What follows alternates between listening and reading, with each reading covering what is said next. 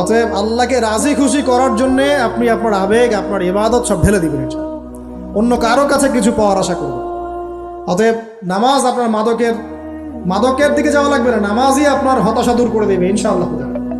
2 number আমল হচ্ছে কোরআন তেলাওয়াত। যে ব্যক্তি কোরআন তেলাওয়াত করতে পারে নিয়মিত, তার মনের মধ্যে এই হতাশা, এই ভীরুতা, এই কাপুরুষতা কিচ্ছু আসবে না ইনশাআল্লাহ। আমি গ্যারান্টি দিচ্ছি আপনাকে, হতাশা আসবেই না আপনার মনে যদি আপনি কোরআন বুঝতে পারেন। কোরআনের একটা আয়াত নিয়ে কোনো সময় দেখা যায় 2-3 ঘন্টা সময় পার হয়ে যাচ্ছে, আয়াতটা ছেড়ে সামনে যেতে পারছি না।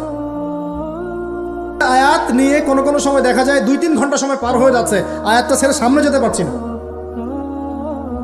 কোরআনের ভিতরে ঢুকলে আপনি দুনিয়ায় ভুলে যাবেন কি হচ্ছে আশপাশে।